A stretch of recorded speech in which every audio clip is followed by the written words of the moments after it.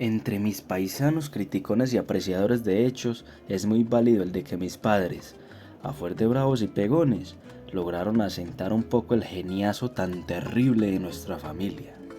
Sea que esta opinión tenga algún fundamento, sea un disparate, es lo cierto que si los autores de mis días no consiguieron mejorar su prole, no fue por falta de diligencia, que la hicieron, y en grande. Mis hermanas cuentan y no acaban de aquellas encerronas de día entero en esa despensa tan oscura donde tanto espantaban. Mis hermanos se fruncen todavía al recordar cómo crujía en el cuero limpio ya la soga doblada en tres, ya el látigo de montar de mi padre.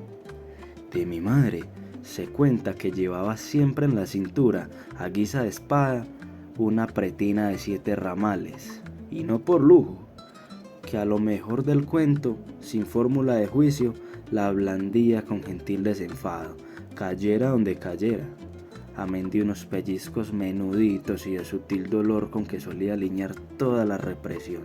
Esos rigores paternales, bendito sea Dios, no me tocaron. Solo una vez en mi vida tuve que probar el amargor del látigo, con decir que fui el último de los hijos, y además enclenque y enfermizo, se explica tal blandura.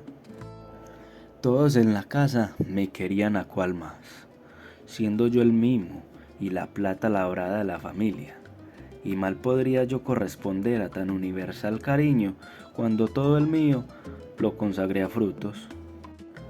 Al darme cuenta de que yo era una persona como todo hijo de vecino, y que podía ser querido y querer, encontré a mi lado a Frutos, que, más que todos y con especialidad, parecióme no tener más destino que amar lo que yo amase y hacer lo que se me antojara. Frutos corría con la limpieza y arreglo de mi persona, y con tal maña y primor lo hacía que ni los estregones de la húmeda toalla me molestaban cuando me limpiaba esa cara de sol, ni sufría sofocones cuando me peinaba, ni me lastimaba cuando con una aguja y de modo incruento extraía de mis pies una cosa que no me atrevo a nombrar. Frutos me enseñaba a rezar, me hacía dormir y velaba mi sueño. Despertábame a la mañana con el tazón de chocolate. ¿Qué más?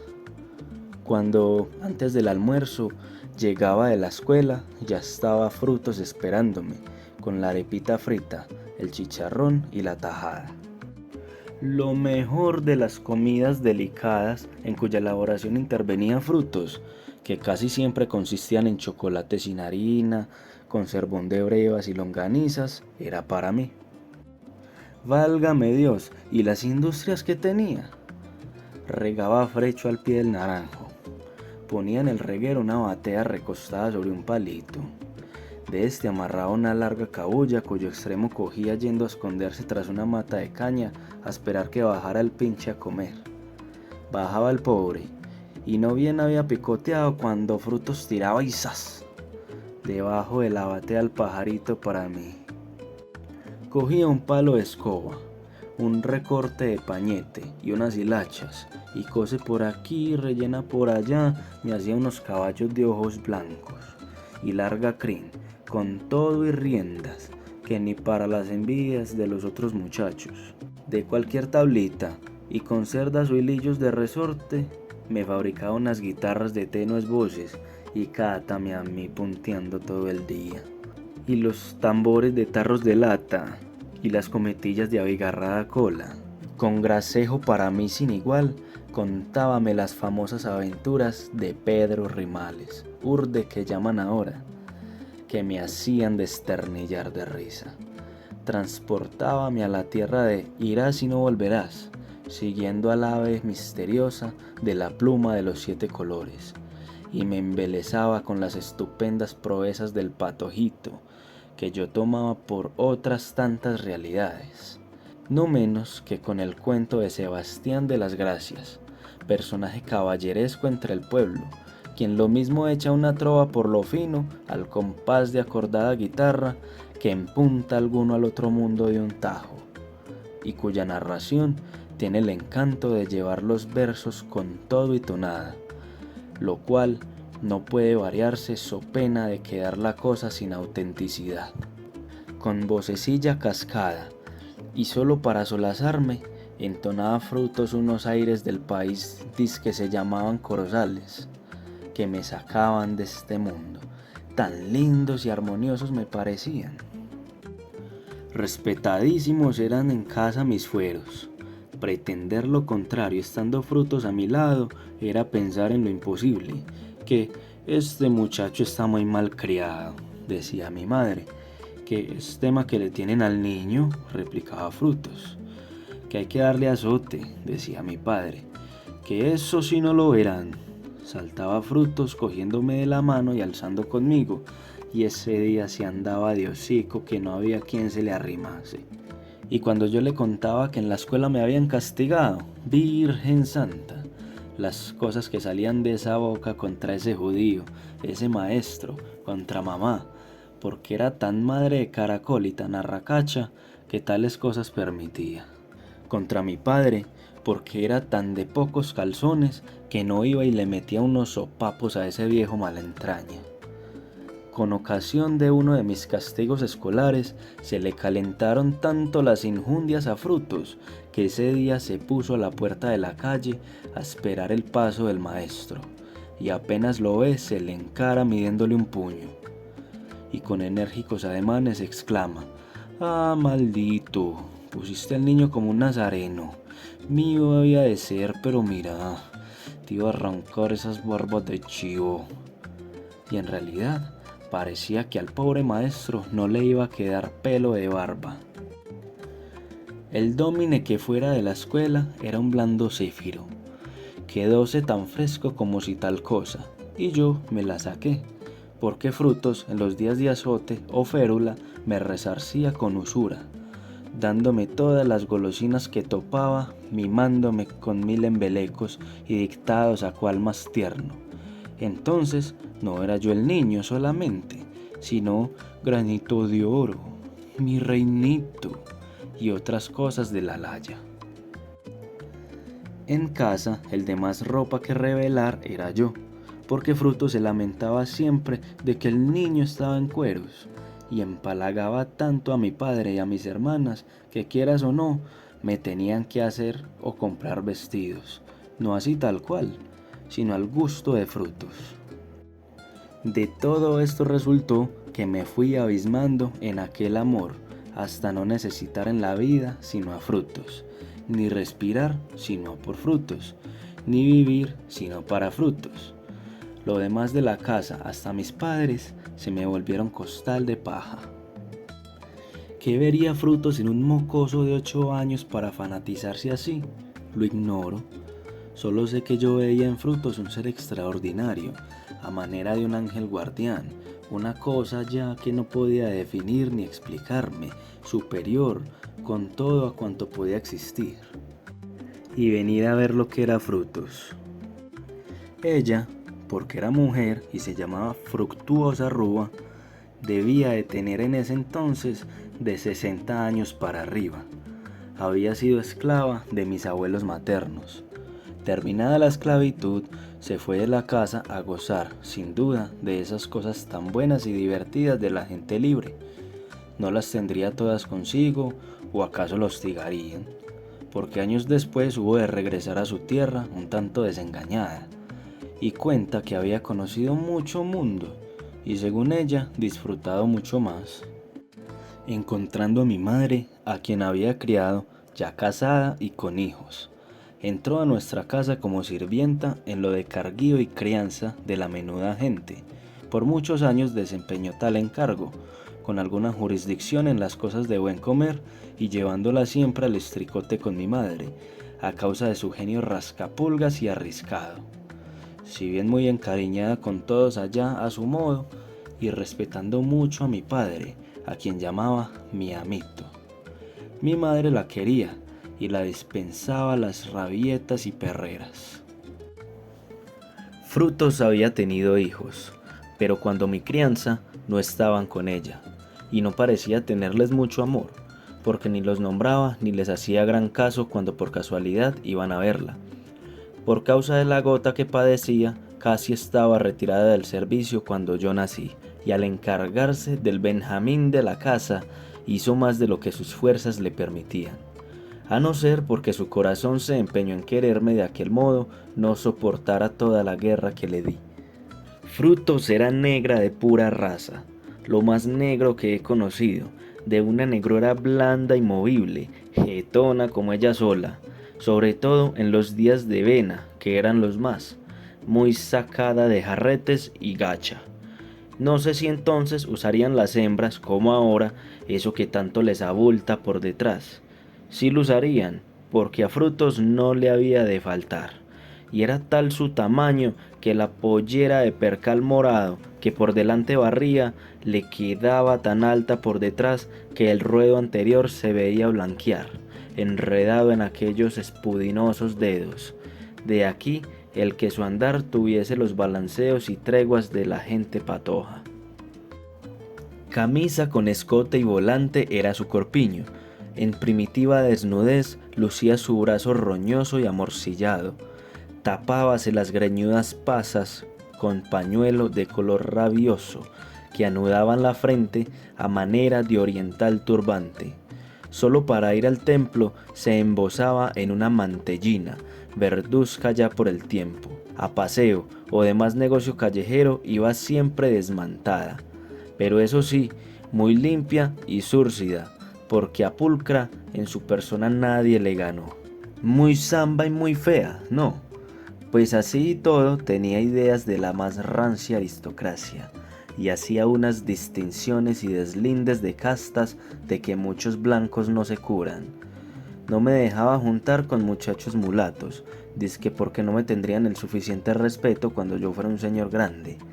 Jamás consintió que permaneciese en su cuarto, aunque estuviera con la gota, porque un blanco, decía, metido en cuarto de negras, se emboba y se vuelve tientagallinas. Iguales razones alegaba para no dejarme ir a la cocina, y eso que el tal paraje me atraía.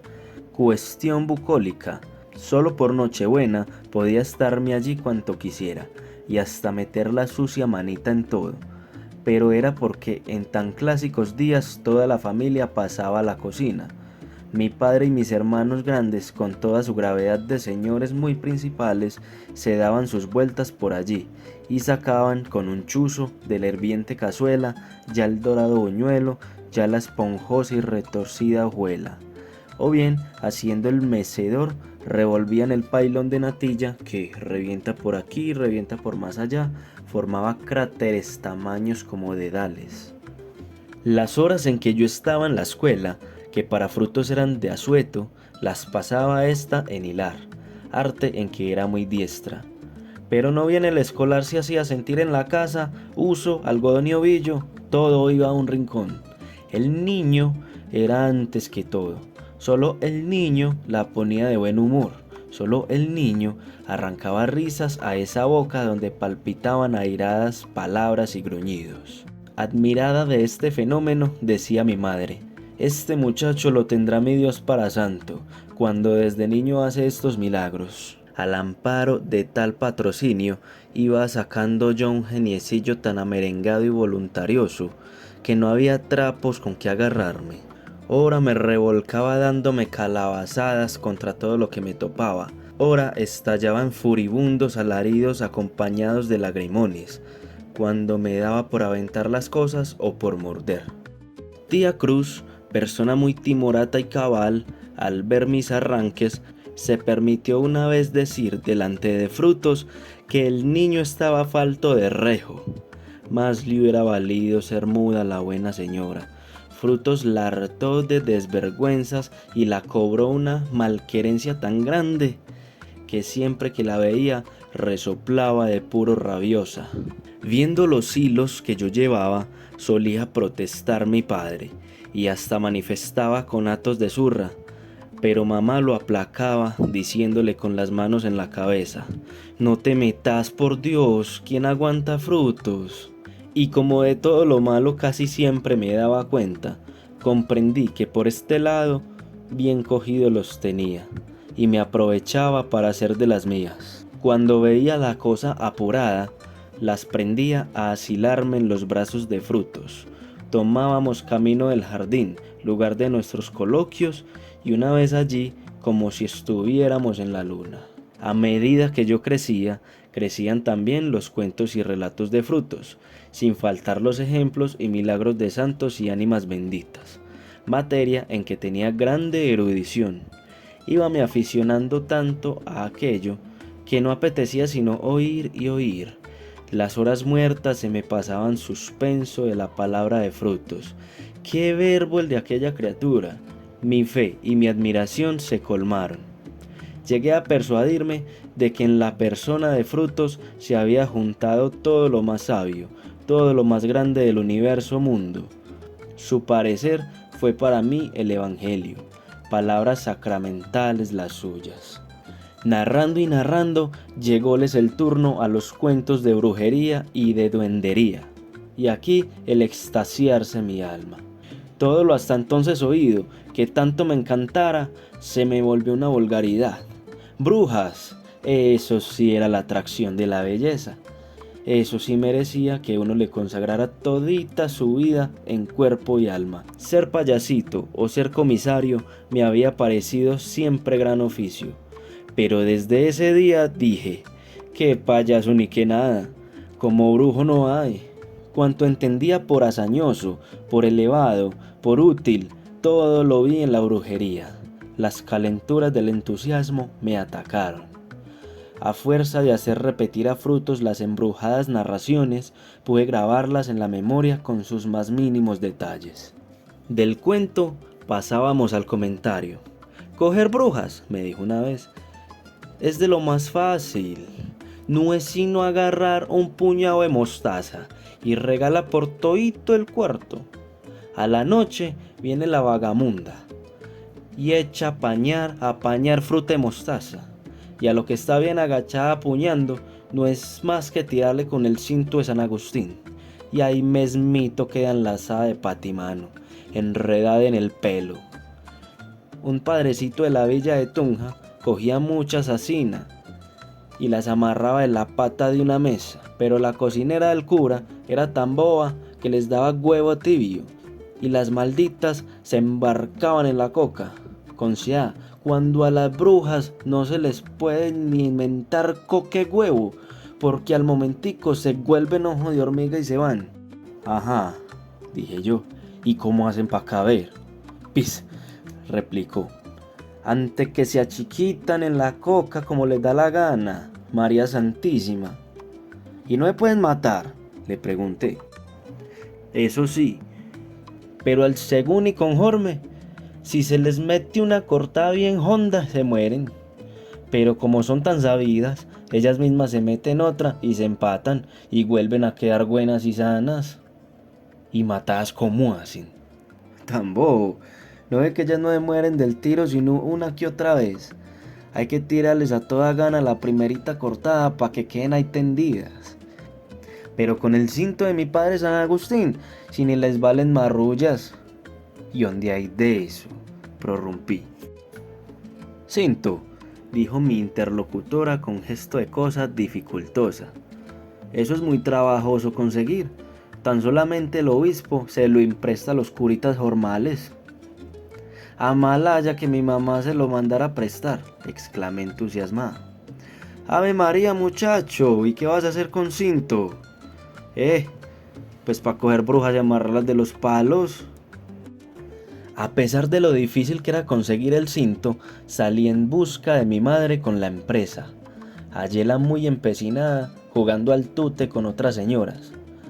«Mamá», le dije, «óigame un escuchito». Y poniendo mi boca en su oreja, le expuse mi demanda, con ese secreto susurrante de los niños. Las señoras, que no eran sordas, largaron la carcajada. «Quítate de aquí, empalagoso», exclamó mi madre, «¿de dónde sacará este muchacho tanto embeleco?». Salí rezongando y muy corrido. En muchos días no pensé sino en cómo conseguir el cinto. La brujomanía se me desarrolló con tanta furia que no hablaba sino del asunto. «¿Quién te ha metido todas esas levas?», díjome una vez mi hermana Mariana, que era la más sabia de la casa. No hay tales brujas, esos son bobadas de la negra Frutos, no lo creas nada. Mentirosa, mentirosa, le grité furioso. Sí hay, Frutos me dijo. Y lo que dice Frutos no puede faltar, como si Frutos fuera la madre de Dios, animal. Pecosa, pecosa, aullé embistiendo hacia ella con ánimo de morderla. Me detuvo cogiéndome por los molledos y estrujándome de lo lindo. Voy a contarle a papá, dijo, pa' que te meta una cueriza, malcriado, que ya no hay quien te aguante. Corrí en busca de Frutos y casi ahogado en el llanto le grité al verla. ¿Qué te parece, Frutos? Que esa boba de Mariana me dijo que no hay brujas. Dice que son cuentos que me metes. Ella hizo una cara como de susto, me enjugó las lágrimas y cogiéndome de la mano con agasajo, fuimos en silencio a sentarnos en un apoyo detrás de la cocina. Vea, mijito, me dijo, es muy cierto que hay brujas. Puede que las hay, pero no hay que creer en ellas. Mis ojos ya enjutos debieron abrirse tamaños, tal fue mi sorpresa. Aquello no podía acomodarlo, pero Frutos lo decía y así tenía que ser. Hablamos de largo sobre el tema, y como yo no perdía ocasión de desentresija,rla, le pregunté, y decime, ¿las brujas son gente que se vuelve bruja o es mi Dios que las hace? No sea bobito, mi Dios no hace sino cristianos, pero se vuelven brujas si les da la gana. Y también hay brujos, no ha de haber, pues los duendes, no le he contado pues, pero como no tienen pelo largo como las brujas, no se encumbran por la región, sino que vuelan bajito. Y como si aprendí a ser brujo. Guardó corto silencio y luego, con aire de quien revela lo más íntimo, me dijo a media voz, pues la gente se embruja muy facilito.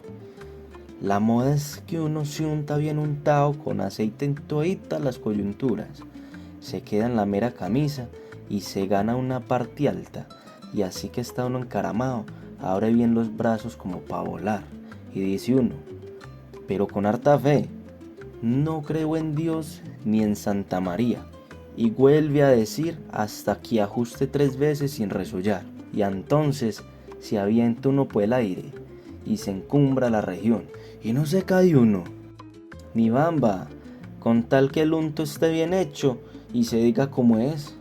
Sentí escalofríos, no debía de saber que el arrodillarse fuera señal de adoración, que de saberlo viérame Frutos de hinojos a sus pies, me había hecho el hombre más feliz, había hallado mi ideal.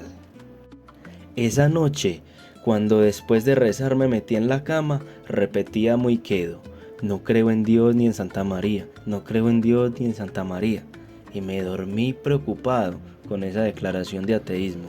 Al día siguiente, muy de mañana, corría yo por los corredores con los brazos abiertos y repitiendo la embrujada fórmula. Mariana, ¿qué tal oye? Grita. Mamá, ven y verás las cosas que está diciendo este ocioso. Pero mi madre no alcanzó a ver mi dicho, porque antes de que llegara había yo tendido el vuelo a la calle, camino a la escuela. No sé por qué, pero me dio recelillo de que mi madre me viera haciendo tales cosas. A mi vuelta no salió Frutos a recibirme. Fui a buscarla y a reclamar sus obsequios, y por primera vez la encontré hecha una ira mala conmigo, que mamá había ido a querérsela comer viva por las cosas que me contaba y enseñaba, que yo tenía la culpa por incendiario, y que ya sabía que no volviera a jorobarla, diciéndole que me contara cuentos, porque así como era tan picón. Al almuerzo me dijo mi padre con una cara muy arrugada, cuidadito amigo, como se le vuelven a oír esas cositas que dijo esta mañana, le cuesta muy caro. Tales razones me desconcertaron. Amenazarme mi padre, ponerme Frutos casi en entredicho, y precisamente cuando tenía tanto que consultarle, quedarme sin saber a qué atenerme con lo del pelo largo, en lo del aceite. Por 3 días rogué a Frutos que tan siquiera me dijera 2 cositas, prometiéndola no decir esta boca mía, andróminas inútiles, No pude sonsacarle una palabra. ¡Qué malas! Y lo peor era que eso, que al principio no pasaba de un capricho, me fue alborotando con el obstáculo, que se tornó en deseo apremioso, irresistible, ser brujo, volar por la noche por los techos, por la torre de la iglesia, por la región. ¡Qué mayor dicha! ¿Qué tal cuando yo diga en casa que me encargan que me voy esta noche pa' Bogotá? Y me conteste mamá, tráeme manzanas. Y que al momento vuelva yo con un gajo bien lindo acabadito de coger. Y cuando me encumbre serenito como un gallinazo tejado arriba. Sí, yo tenía que ser brujo. Era una necesidad. Si hasta sentía aquí abajo la nostalgia del aire por la gran pica, pensaba que aquí en casa me regañaban y que Frutos ya no me cuenta nada. Yo sabré qué hago. Y el primero que se embrujó, ¿quién le enseñó? Yo siempre consigo aceite, man que sea de Palma Christi, pero ese cuento del pelo largo como las mujeres, quién sabe. Aquí el rascarme la cabeza. Yo, que desde el último amén del rezo hasta las 6 dormía a pierna suelta, tuve entonces mis ratos de velar. En la excitación del insomnio veía sublimidades facilísimas de llevar a cabo. 2 veces soñé que en apacible vuelo giraba y giraba alto, muy alto, que divisaba los pueblos, los campos, allá muy abajo, como dibujados en un papel. Pepe Ríos, hijo de un señor que vivía vecino a nuestra casa, era un mi compinche. Y al fin determiné abrirme con él y comunicarle mis proyectos. En principio no pareció participar de mi entusiasmo y me salió con el mismo cuento de que sí había brujas, pero que no había que creer en ellas, lo que me hizo afianzar más viendo cuán de acuerdo estaba con Frutos, pero le pinté la cosa con tal fuego que al fin hube de transmitírselo. Pepe no era de los que se ahogan en poca agua, su inventiva todo lo allanó. Mira, me dijo, mañana que hay salve en la iglesia tengo que ir de monacillo. Yo sé dónde tiene el sacristán guardado el aceite. Cuando vaya a vestirme le robo, conseguite un frasquito bien bueno para que lo llenemos. ¿Y de pelo qué hacemos? Le repuse. Porque la gracia es que volemos bien altísimo, bajito como los duendes pa' qué. Eso sí es pilado, exclamó Pepe. Las muchachas de mi casa y mi mamá se ponen pelo y se lo robamos. ¿Qué le hace que no sea el pelo de nosotros? Enciendo largo y que se gulunguee harto, con eso hay. Este sí es el muchacho, pensaba entre mí, mientras abría la boca pasmado. Hasta ahí, ¿qué tal si se ajuntara con Frutos? Al otro día, en son de buscar un perico que dizque se nos había perdido, invadimos Pepe y yo las alcobas de las señoritas Ríos. Rebuja por aquí, ojea por más allá, dimos con un espejo de gran cajón, y en este una cata de cabellos de todos los colores, enredados y como con bucles unos, otros trenzados y asegurados con cáñamo, otros lacios y flechudos, cuales en ondas rizosas y bien pergeñadas, el cual pelerío se hincaba entre grasientas y desdentadas peinetas desportilladas y horquillas, nada bonitas y perfumadas. Un frasquito de tinta colorada me tentó, y como fuese a echarle mano, con mucha golosina, me dijo Pepe, no la cojas, eso es de las chapas de mi mamá y hasta nos mata. Qué poco de pelo le quedaron al cajón. Pero eso sí, me dijo al entregármelo, esconde bien todo en tu casa y que no vayan a hueler nada. Ve que vos sos muy cuentero y si nos cogen, ni digas tampoco nada de lo que vamos a hacer. Vos sí crees, repliqué con gran solemnidad. Mira que no hay ni riesgo que yo cuente. Desde ese día se nos vio juntos y nada que le agradaba a Frutos mi compañía con ese Caifás, como llamaba Pepe. Esa noche declaré en casa que no me iba a acostar sino cuando se acostaran los grandes, porque iba a cumplir 10 años. Y así fue. Para distraer mis veladas me quedaba cerca de la vela, volteando como una mariposa, quemando papeles o despavesando, lo que incomodaba a Mariana, única que en casa me hacía oposición. Ah, mocoso, decía, ya ni ande noche nos deje en paz, anda acostate, sangripesao. Mas yo me sentía entonces tan gratamente preocupado que solo respondía a tales apóstrofes sacándole la lengua y haciéndole viscos. Ah, Moan, gritaba Mariana, que si papá no te da una tollina, yo sí te cojo, pero he de tener el gusto de amasarte. Aumento de viscos. Doña Rita, madre de Pepe, asistía con sus hijas a la lotería que se jugaba en casa algunas noches, y Pepe no faltaba. Pero desde nuestra alianza dejaba a este las delicias del apunte para irse conmigo. Así, a nuestras anchas, pudimos concertar el plan. La elevación quedó fijada para el domingo siguiente por la noche. Faltaban 2 días. ¡Qué expectación aquella! Hasta la gana de comer se me quitó. Hasta frutos, que en esas le atacó la gota, se me olvidó. En Quinguandia se andarán, decía con aire de mal agüero cuando pasábamos cerca de su cuarto. Al fin, ese domingo tan deseado amaneció.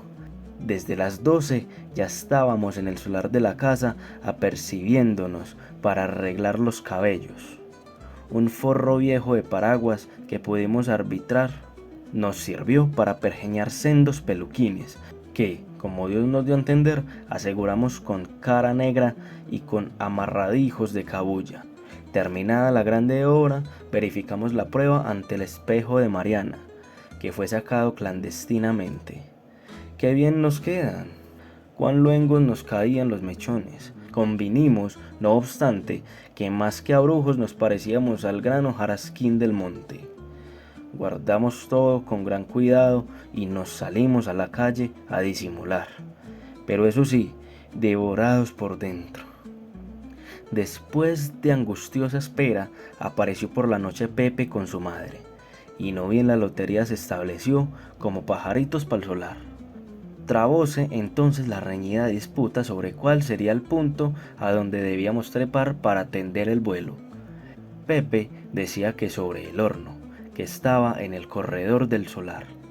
Yo que sobre la tapia del corral, alegando que el horno no era bien alto y que como estaba bajo tejado se torcía el vuelo y no podíamos encumbrarnos.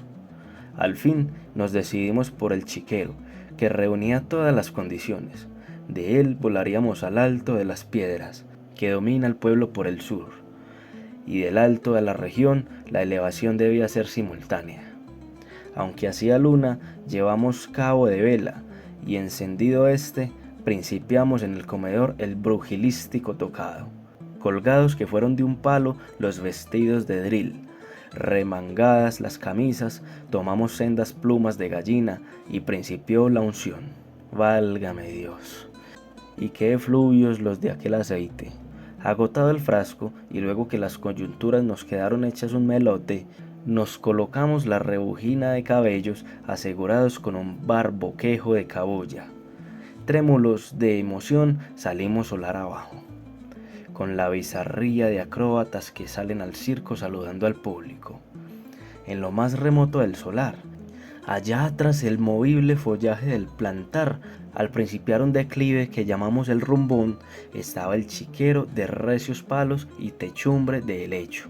Desaguaba por la pendiente aquella, formando cauce de negro y palúdico fango que fertilizaba los lulos, las tomateras, el barbasco, allí nacidos espontáneamente.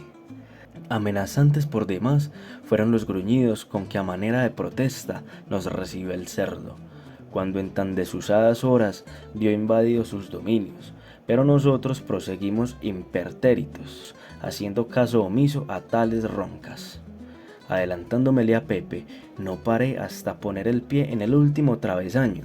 Allí, apoyando uno de los palos que sostienen el techo, cual otro Girardot con su bandera, me detuve un segundo. Mis ojos abarcaron la inmensidad.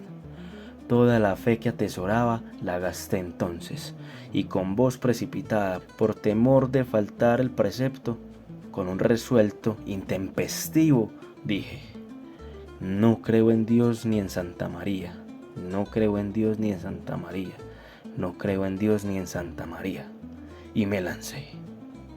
Cosa rara, En el vértigo me pareció no volar hacia el alto convenido. Sentí frío, no sé qué en la cabeza y nada más. Abrí los ojos. Alguien que me cargaba tendióme en una tarima. Algo como sangre sentí en la cara. Me miré, estaba casi desnudo y enlodado. Por el desorden de los muebles, por las tablas y las fichas de lotería dispersas por el suelo, por los regueros de maíz, por el movimiento de la alarma, sospeché lo que pasaba. Una ráfaga glacial me heló el corazón. Cerré los ojos para no verme, para no presenciar no sé qué espantoso que iba a suceder.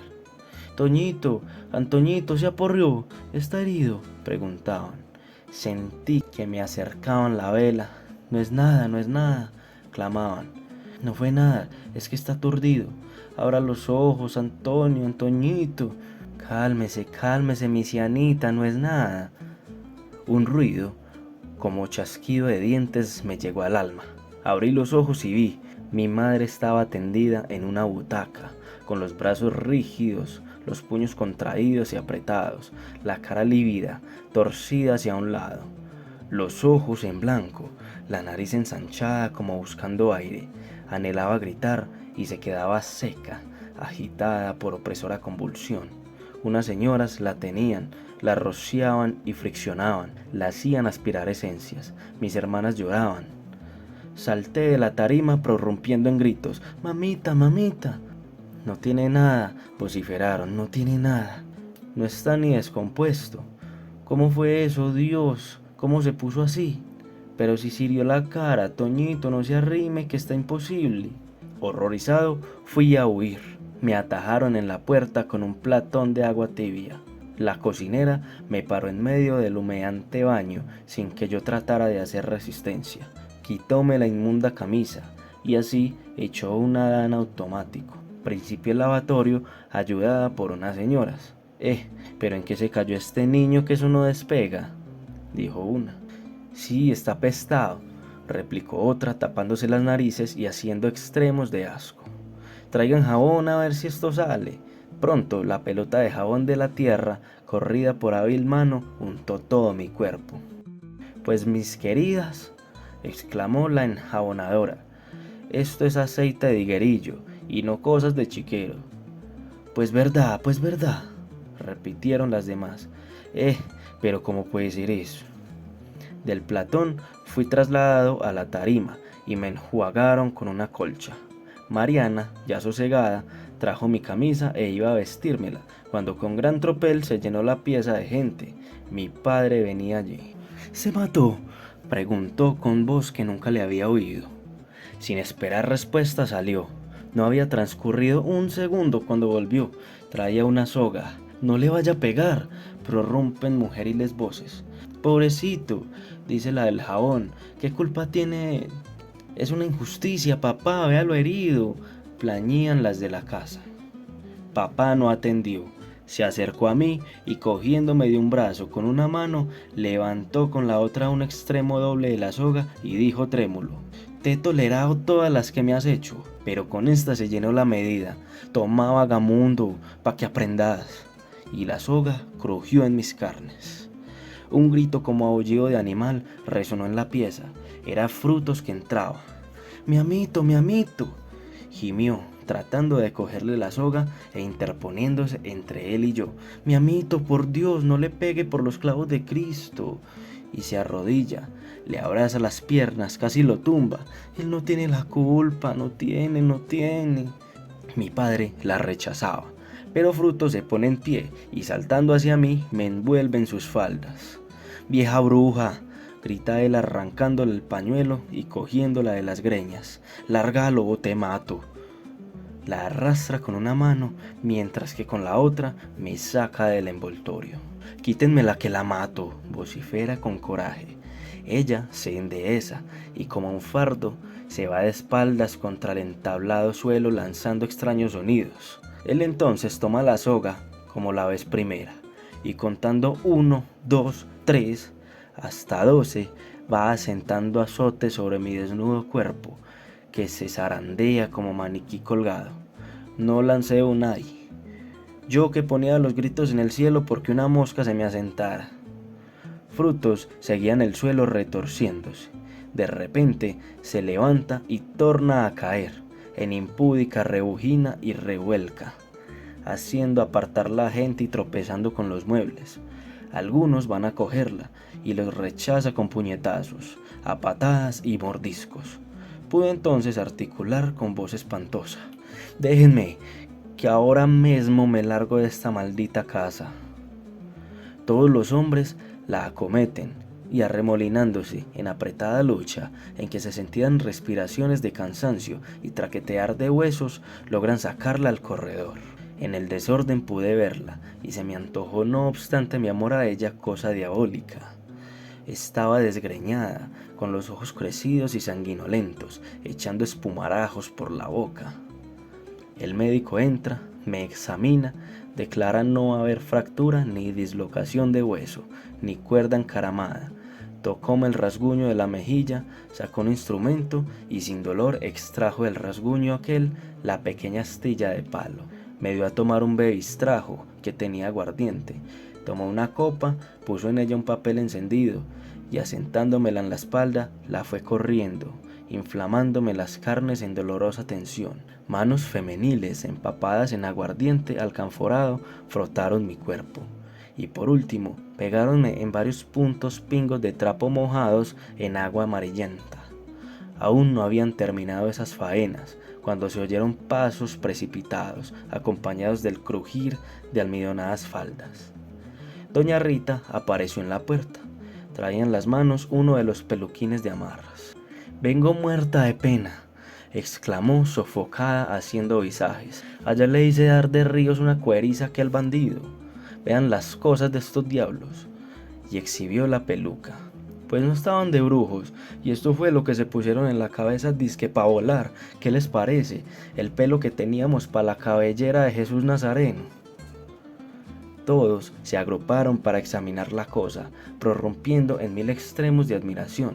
También el doctor tomó el peluquín en las manos, riendo a carcajadas. «Ave María, doctor», siguió doña Rita, «pues no ve, un milagro patente fue que estos enemigos no se hubieran desnucado. ¿Qué le parece, doctor? Y aquel rumbón, la fortuna que cayó entre el pantanero y que se enredó en una mata, que si no, tiesito lo levantan del zanjón. Estamos jugando la lotería muy a gusto. Me acababa de cerrar por las 3 pelotas cuando, doctor, oímos que aquel mío grita: «¡Corran, que Antonio se mató!». Le aseguro, doctor, que me quedé muerta.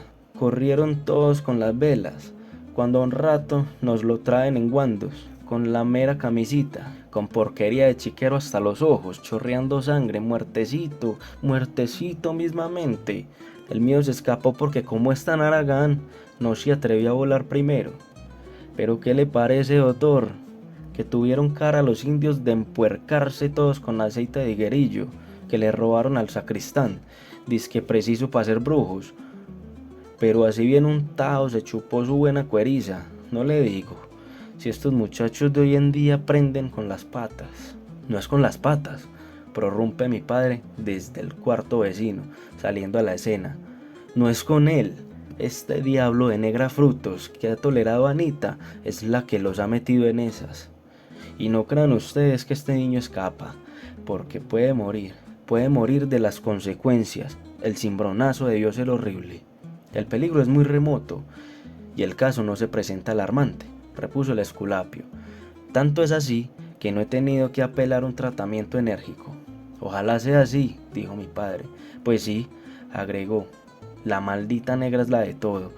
Desde que me llamaron y supe que la caída había sido desde el chiquero, todo lo adiviné. Ya él se había chupado su engaño». Contó entonces lo del ensayo de vuelo por los corredores y lo de las palabras aquellas. Aclarado el misterio, llovieron admiraciones y preguntas. Estas pláticas me sacaron del sonambulismo. Me sentí el hombre más desgraciado.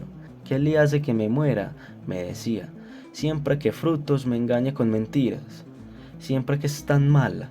Siempre que uno no puede volar. Así como así, mamá se murió, porque la creía muerta. Así como así, papá me ha pegado con rejo delante de tanta gente. Así como me han desnudado siempre que Pepe es tan traicionero que contó». Sentíame como si todos los resortes de mi alma se hubiesen roto, sin fe, sin ilusiones.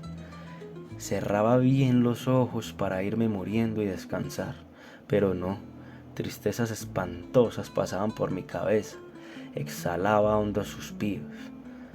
Muy tarde, cuando ya se había ido toda la gente, me dormí, más me valiera velar.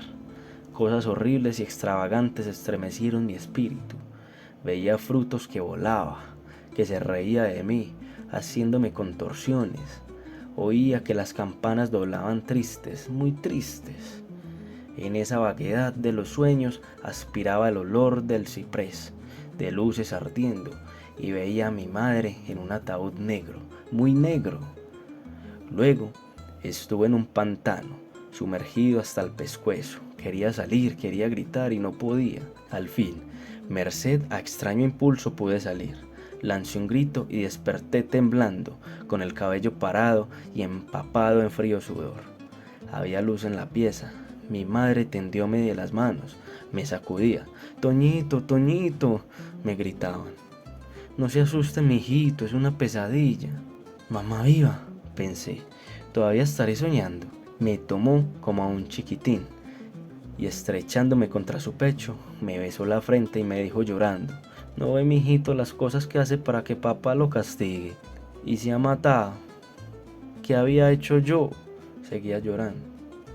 «Mamita querida, usted no se ha muerto, ¿no es cierto que no?». «No, mijito, no ve que estoy aquí con usted. Eso fue que me dio la pataleta del susto, pero ya estoy aliviada. Tome otra vez la pócima que dejó el doctor, está muy sabrosa». «Sí, está viva». Incorporándome para recibir el vaso, mi padre estaba sentado al extremo de la cama. También lloraba. Me pasó la mano por la frente, me tomó el pulso y me dijo muy triste: «Tiene mucha fiebre, pero mucha». Fue a despertar al doctor, que se había acostado en la pieza contigua.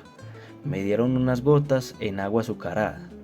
Sosegué por completo y lloré mucho, pero lloré con alegría. 6 días estuve en cama, oyendo a doña Rita y a las visitas, los comentarios, ya cómicos, ya tristes, de mi propia aventura. Por ellos supe que Frutos se había ido de la casa y que había mandado por los corotos. Esto, que el día antes me hubiera trastornado, me fue entonces indiferente. Don Calixto Muñetón, lumbrera del pueblo, que arengaba siempre en los 20 de julio, y cuando venía el obispo, que leía muchos libros y que compuso novena del Niño Jesús, vino también a visitarnos. Sin ser 20 de julio, se dejó arrebatar de la elocuencia, a propósito de mi caída. Disertó sobre las grandezas humanas, poniendo verdes a las gentes orgullosas, y al fin se planta en pie.